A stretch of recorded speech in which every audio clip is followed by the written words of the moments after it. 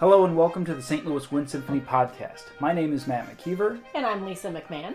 And we're both members of the St. Louis Wind Symphony. In this podcast, Lisa and I will highlight, discuss, and listen to pieces that will be featured on upcoming Wind Symphony concerts. Established in 1998, the St. Louis Wind Symphony is a non-profit, all-volunteer concert band dedicated to preserving and performing quality wind band music, supporting music education, and commissioning new works. We hope you enjoyed this edition of the St. Louis Wind Symphony podcast. All right, so before we jump into pieces and talk about our upcoming concerts, we've got two for you guys in June. I want to let you know where you can find information about the St. Louis Wind Symphony. First one, probably the most comprehensive one, is our website, and that's stlwindsym.org, so stlwindsym.org. You can also find us on Facebook at St. Louis Wind Symphony. Our Twitter handle is at stlwindsym, and we are on Instagram as well, STL Wind Symphony, so you can find us in a myriad of online places. Matt, when are the two concerts that we have coming up? So we have a concert coming up this Sunday, in fact, on June 16th. We'll be performing for the Missouri Bandmasters Association Summer Convention, which takes place down at the Tantera Resort in Osage Beach. So, Margaritaville. Yes, of course. Right. We're taking the band on the road to Margaritaville with Jimmy Buffett. So that is Sunday, June 16th. We're playing at 7 p.m., so any band directors who are coming down to Missouri Bandmasters, please stop by on Sunday night and hear our program. We're also going to have a concert coming up just a week later on Sunday, June 23rd at Kirkwood United Methodist Church. Is that right? Mm-hmm. UMC? Okay. Yep. And that's at 7 o'clock on the 23rd. And we're actually going to be performing, and we'll talk about these guys a little bit later. We're going to be performing with a group called the Rebellion Handbell Choir. Mm-hmm. A really cool group. We've done this before. We performed with them on I think a concert last year, as well as sort of a winter, sort of holiday-themed concert that was really cool. So we're going to be performing with them the following week. So we have two concerts in 2 weeks. We hope that you're able to come out and check out the Wind Symphony at one of these, one or both of these concerts. But we're going to talk today a little bit about some of the pieces that we'll be performing on both of these concerts, give you a little more background information on them so you can maybe come to the concert a little bit more informed. So Lisa's going to tell you about our first piece, Shawanda the Bagpiper. Yeah, so we're actually performing the Polka and Fugue from Shawanda the Bagpiper. This was on, I believe, our March concert. May have been a February concert. It was on one of our regular, March, yeah, one of our regular season concerts. I always like to do background for these pieces, and especially the ones that come from operas. We don't necessarily talk about it much in rehearsal, so as a consequence, many times our performers don't even know what the whole story is. So I'm going to give just a little bit of a synopsis of of Shawanda the Bagpiper. So I've heard the story and it's wild. So. Well, most opera is. If you really dig deep into the plot of most operas, they're nuts. They're absolutely crazy. Shawanda is a bagpiper, and the whole time reading this, it sort of reminded me of Devil Went Down to Georgia, because so Shawanda gets married to this woman named Dorota, and basically this gentleman shows up and has a crush on his wife, and so for some reason convinces him that he is not meant to be tied down and be married, so convinces Shawanda and his friends to go off on essentially a crusade. Sounds fun. Yeah, and like they meet an evil queen, and she, it's this whole thing. So basically he keeps getting into trouble, but then gets out of trouble by the way he plays. So his bagpipes constantly get him out of trouble. That happens to me all the time. My bagpipe playing. Right. Like bagpipes break spells and make this evil ice queen fall in love with him, and as is usually the case, he ends up in hell. I mean, as you do. Yes. While he's in hell, he actually challenges the devil not to a bagpipe off, but to a card game, because nobody wants to play cards with the devil since he always cheats. So at first one is like, I got to get out of here.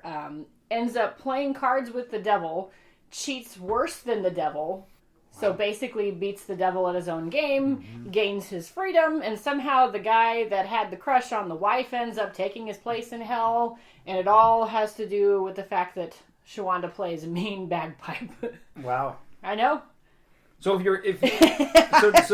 so to answer your question, if you're expecting any sort of bagpipes for this performance, unfortunately we do not have bagpipes in the St. Louis Wind Symphony, but nor do we have card games with the devil. We don't. That might happen on the bus on the way down there. Yes. That's what happens sometimes when musicians get together. But I thought the story was really, really insane. And there's bagpipes. All right. I mean, well, let's. There's no good segue here. No. I just wanted to talk about bagpipes in hell. Well, let's listen to a little bit of Polka and From Fugue. Shawanda the Bagpiper. Yeah, let's listen to it.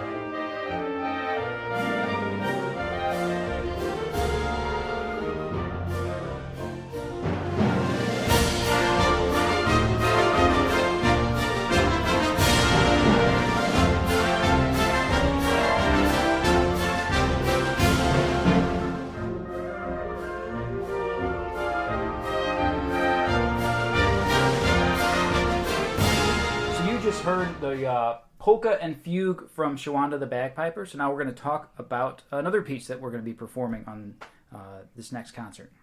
So we're talking about Sheltering Sky, which is by composer John Mackey. And so as Matt and I were talking before we got started today, so much of wind ensemble literature has to do with folk songs. Essentially everything comes back to folk songs.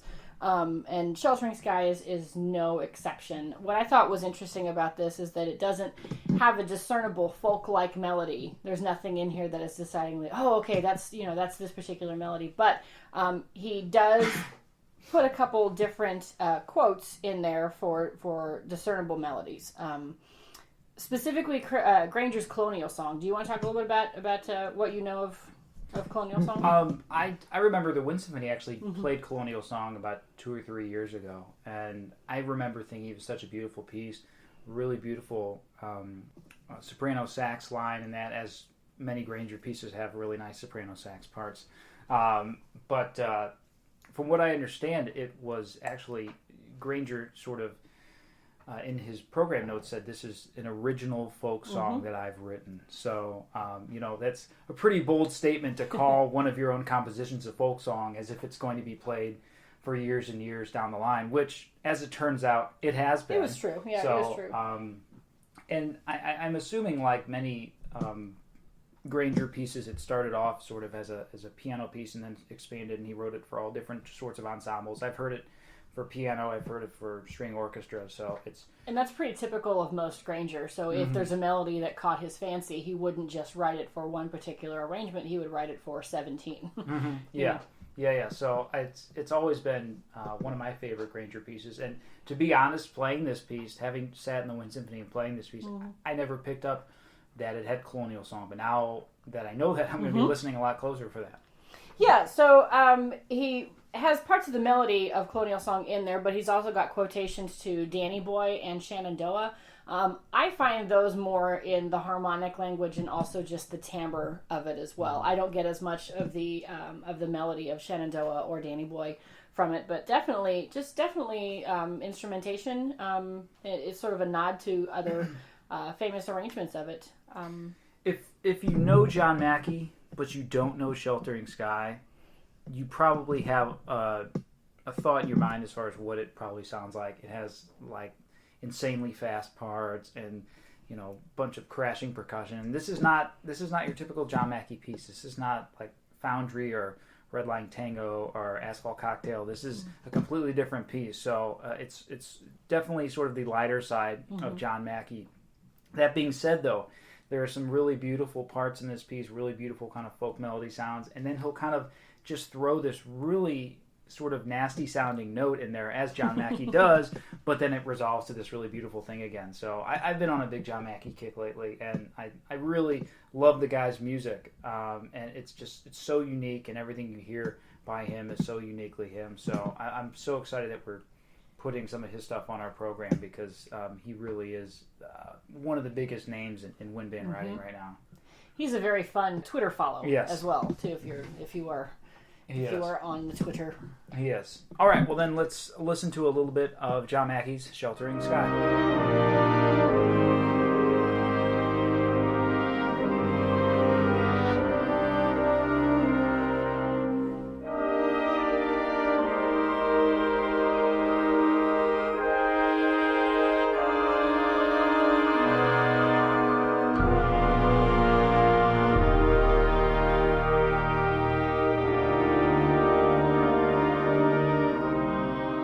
And you just heard John Mackey's Sheltering Sky. Let's move on to another piece that we're going to be performing, which is Frank Ticheli's Cajun Folk Songs 2. Not 1 and not 3. 3 would be too many. One was not enough. 2 is... So it all goes back to folk songs again. Always, right? Mm-hmm. Ticheli was born in Louisiana, and both this work and obviously the prequel Cajun folk songs. Yes. They're kind of a tribute to the people of Cajun culture.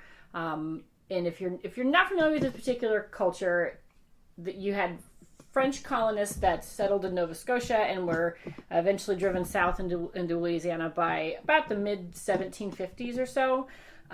So the folk songs that come out of Cajun culture are a very interesting mix. They all have dance-like elements to them, but there are French influences. There are British and Scottish influences, because that's essentially the people that were driving them out of the north and into the south. Talk about that, But then you've got unmistakable American influences too. Mm-hmm. And specifically this the movement that we're going to do, Cajun Folk Songs 2 has 2 movements, and we're playing the second movement, which is the country dance. There are unmistakable influences of a good old American hoedown. Yes, for sure. Yeah, and so this piece is sort of Ticheli's love song to his own people, as it were. And I feel like a lot of Ticheli music too. Just having played, we've done a number of pieces by him in the Winston. I think maybe the last one was called Sundance. I think something like that. Maybe it was 2 or 3 years ago. But a lot of his pieces sort of have that sort of folky sort of sound, lots of like open fifths and things of that nature. So this is definitely, if you like Ticheli, this is definitely true to his style of writing and sort of his flair. So. Isn't it interesting? I think it's interesting how you've got the idea of weaving folk songs into music. Somebody like John Mackey does it in a way that it has nothing to do with his normal style, and then someone like Ticheli, that's one of the bases for a lot of his music. It is interesting, and he's got. You can even trace that back as far as wind music all the way back to early 20th century, like British nationalists like Vaughan Williams and Holst, who wrote entire pieces just based on folk songs. Based on folk songs. So even pieces like, even orchestral pieces by Holst, like The Planets, there are still elements of folk songs in those. So, folk songs are great. Everything goes back to them. Keep playing them. We can't escape them. We can't. That's why they're lines out of the beginning band books too. Yes, we will ingrain them in every young band children's mind forever. So Cajun Folk Songs 2, if you're googling it on your own, there are in fact 2 different ones. There are 2 different pieces. We're playing Cajun Folk Songs 2, specifically the second movement, which is the country dance. Country dance. All right, let's give it a listen.